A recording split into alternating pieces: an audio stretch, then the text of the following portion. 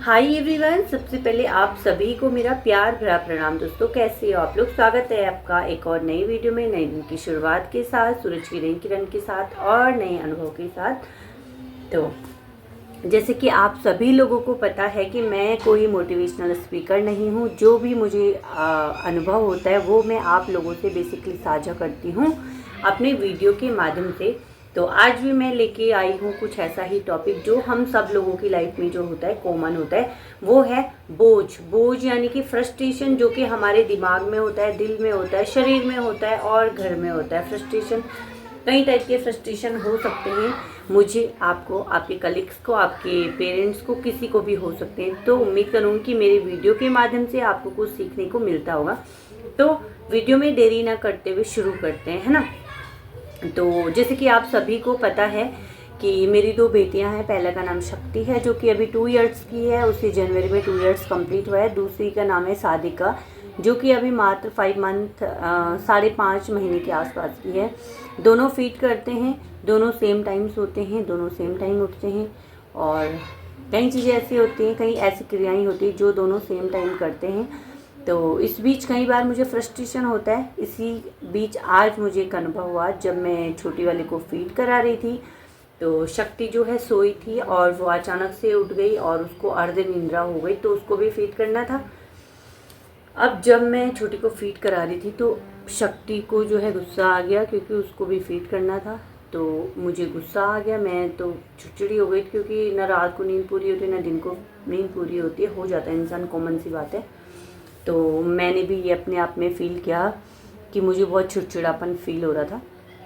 तो मैंने गुस्से में आके जो है थोड़ा सा उसको डांट दिया, तो वो और ज़ोर से रोने लगी, और ज़ोर से रोने लगी। तब जाके मैं छोटी वाली को मम्मी के पास दिया। फिर मैंने रियलाइज़ किया कि मैंने ऐसा क्यों करा, मुझे क्या प्रॉब्लम है, मैं क्यों अपने दोनों बच्चों को इक्वली मेंटेन नहीं कर पा रही हूँ। तो कई टाइम लगने के बाद मैंने ये रिज़ल्ट निकाला कि जो है ये फ्रस्ट्रेशन का एक पार्ट है जो समय समय पर होता रहता है। बोझ का एक पार्ट है जो समय समय पर हो रहा है। और इसका कारण हम सबसे पहले जानेंगे कि फ्रस्ट्रेशन होता क्यों है। देखो, इसके बहुत सारे कारण हो सकते हैं। फ्रस्ट्रेशन होने के हर किसी व्यक्ति की ज़िंदगी में जो है अलग अलग कारण हो सकते हैं। उसको हम फ्रस्ट्रेशन भी बोल सकते हैं, बोझ भी बोल सकते हैं और जिम्मेदारी भी बोल सकते हैं। सबसे पहले हम महिलाओं का एग्जाम्पल लेंगे। माना मेरी शादी से पहले या आप लोगों की, जितने लोगों की शादी से पहले जो है आपकी लाइफ क्या थी, एक आज़ाद पंछी के जैसी थी। आप आज़ाद पंछी थे, समय से उठते थे, समय से खाते थे, घूमने जाते थे और बाहर सैर करने जाते थे, कुछ भी करते थे अपनी इच्छा अनुसार करते थे, है ना। अब माना आपकी जॉब लग गई और आपकी शादी हो गई, आपके बच्चे हो गए। अब आपके जीवन में क्या आ गया, परिवर्तन आ गया। और ये परिवर्तन कोई सडन परिवर्तन नहीं था। ये परिवर्तन कैसे आया, धीरे धीरे आया और आपने उन परिवर्तनों के माध्यम से जो है जीना सीख लिया।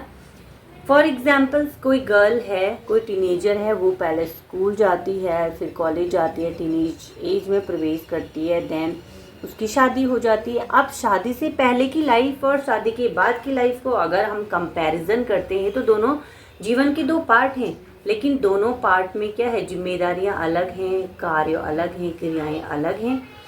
तो अब जो कॉलेज जाने वाली जो लड़की थी, उसको बेसिकली घर की सारी जिम्मेदारी भी मैनेज करनी है, सब लोगों के लिए खाना भी बनाना है, अगर उसके बच्चे हैं तो उसको बच्चे भी देखना है, और साथ में क्या करना है, हस्बैंड को भी देखना है, और अपने जो जॉब वगैरह जो भी होती है करती होगी, जो भी आप करते हो वो भी देखना है।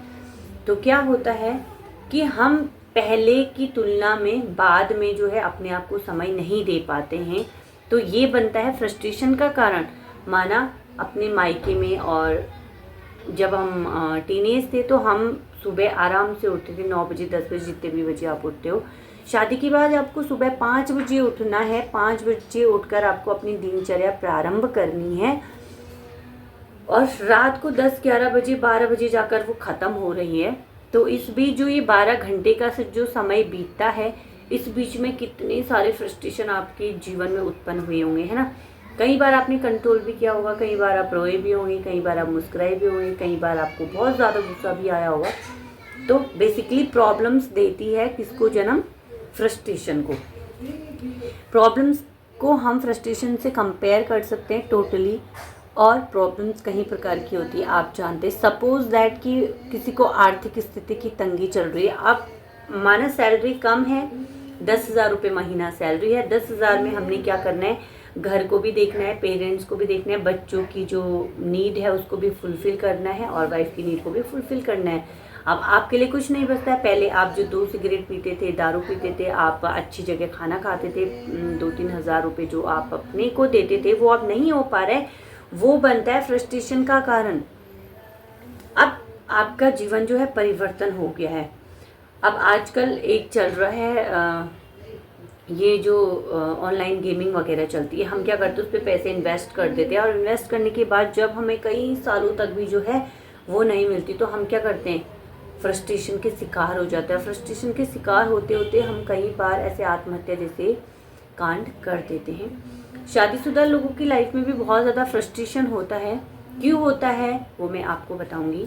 माना मैरिड कपल है और मैरिड कपल जो है पहले शादी से पहले जो है बॉयफ्रेंड गर्लफ्रेंड थे, तब तो फ्री लाइफ जी रहे थे एकदम आज़ाद पंछी के जैसे। हाँ आज मिलने आ जा, मिलने गए, आज ये दिला दे वो दिला, सब चीज़ नॉर्मल था, कोई फ्रस्ट्रेशन नहीं हुआ, अच्छे से जो है हमारा रिलेशनशिप चल रहा था।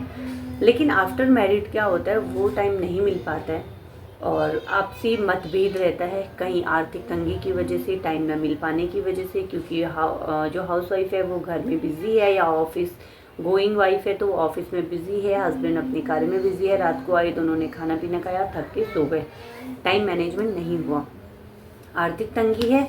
अब जो है घर में दोनों को पेट भी भरना है, बच्चे भी होंगे तो बच्चों को भी पालना है, तो अब वो एक्स्ट्रा पैसे नहीं मिल पा रहे जो हम खुद की खुशी के लिए खरीदते थे, है ना। तो ये बनता है फ्रस्ट्रेशन का कारण।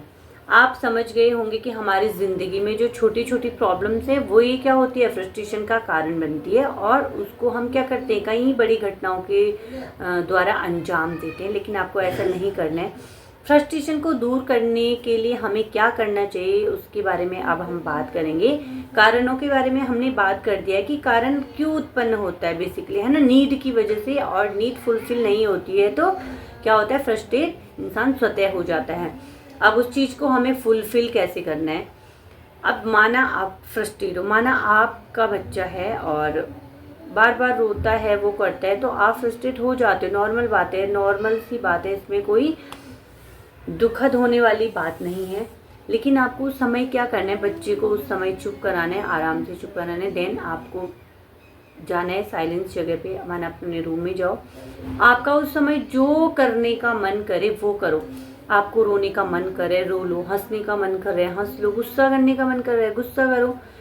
और कई ऐसी एक्टिविटी होती है जो हमें उससे फ्रस्ट्रेशन से बाहर निकलती है। माना आपके पास बुक है, नोटबुक को लो, उसको फाड़ो, जोर जोर से फाड़ो, उसके पूरे चिथड़े चिथड़े कर दो और उसको अपने ऊपर उड़ाओ। तकिया होती है, तकिया के अंदर आपके पास कोई फटी कॉटन की तकिया होगी, उसको ऐसे से निकालो, आपका ध्यान एकदम से डाइवर्ट हो जाएगा और आपकी जो दिमाग में जो भी संक्रियाएं वो फ्रस्ट्रेशन से जो है खुशी में संक्रियाएं उत्पन्न हो जाएंगी। ये मेरा स्वयं का अनुभव है। और कई बार ऐसा होता है कि हमें जब फ्रस्ट्रेट होते हैं, हमें गुस्सा होते तो हम क्या करते हैं, हंसते भी रहते हैं, रोते भी रहते हैं, सोचते भी रहते हैं ना। कई सारी क्रियाएं हमारे शरीर में, हमारे दिमाग में चलती है। अब हमें समझ नहीं आता कि हम हंसे, रोए या फिर गाएं या फिर मुस्कुराएं। तो माना आपके आंसू आ रहे तो आपको बस रोना है, अगर आपके लाफिंग आ रही तो आपको बस हंसना है। और कोशिश अवॉइड करने की, उस समय आप किसी से बात ना करो, उस समय किसी का फ़ोन आए तो किसी से बात मत करो। अदरवाइज़ आप जो है फ्रस्ट्रेशन में फ़ोन को भी फोड़ सकते हो और सामने वाले से आपकी बहस भी हो सकती है। उस समय आपको चुप रहना है और जो आपको स्वयं के लिए करने का मन कर रहा है वो करना है। ठीक है, ये बात हो गई। दूसरी बात, तीसरी बात क्या है कि अपने जीवन की नीड को कोशिश करो फुलफिल करने की। सपोज दैट आपके पास टाइम नहीं मिल पा रहा है बाहर जाने का, तो ठीक है, आप क्या करो, अगर आप हाउसवाइफ हैं, घर में हैं या ऑफिस गोइंग हैं, आपको टाइम नहीं मिल पा रहा है तो कोई बात नहीं, आप बाहर जैसी लाइफ को घर में बना लो। अगर आपको बाहर जाने का मन है, कॉफ़ी पीने का मन है, तो आप घर में उसी तरीके से कॉफ़ी बनाओ, शांति जगह पे बैठो, एक रूम का जो है एक हिस्सा खुद के लिए डेकोरेट करो, वहाँ पे कुछ धार्मिक चीज़ों को रखो, माना कान्हा जी की मूर्ति रख दो या फिर बुद्धा जी रख दो, कुछ रख दो जिससे आपको उनकी नज़र पड़े और आप बिल्कुल काम डाउन हो जाए। कॉफ़ी रखो टेबल में और कॉफ़ी पियो, अपना फ़ोन देखो आराम से, कुछ अच्छी अच्छी चीज़ें देखो, जैसे कि मैं तो अक्सर प्रेमानंद महाराज जी को देखती हूँ। बाकी आपकी चॉइस है, आप गाना सुनते कुछ भी कर सकते हो, वट एवर यू वॉन्ट, कुछ भी कर सकते हो। तो ये आपकी जीवन का पार्ट है, आपको अपने लिए समय निकालना है। और फ्रस्ट्रेट जब हो तो जो आपको करने का मन करता है वो करो। तो ये था बेसिकली कि बोझिल दिल ना रहो, खुशहाल दिल रहो, है ना। और एक लाइन तो आपने ही सुनी ही होगी, दिस टू विल पास, यह समय भी गुजर जाएगा। तो बहुत जल्दी वो समय निकल जाता है, हम लोगों को पता भी नहीं होता है। तो उस समय में काम होने की कोशिश करो, काम डाउन होने की कोशिश करो, शांत रहने की कोशिश करो बेसिकली। तो बस आज का निजी अनुभव मेरा इतना ही था। मैं उम्मीद करूँगी कि आपको मेरी वीडियो के माध्यम से कुछ ना कुछ सीखने को ज़रूर मिलता होगा। कल मिलूंगी आपसे एक नई वीडियो के साथ। और अगर आपको मेरा वीडियो अच्छा लगता है तो please like, share and subscribe ज़रूर करें, ताकि मुझे भी प्रेरणा मिले एक और नई वीडियो बनाने के लिए और आप लोगों से साझा करने के लिए। कल मिलूंगी आपसे एक और नई वीडियो में, नए दिन की शुरुआत के साथ, नए अनुभव के साथ और सूरज की नई किरण के साथ। तब तक के लिए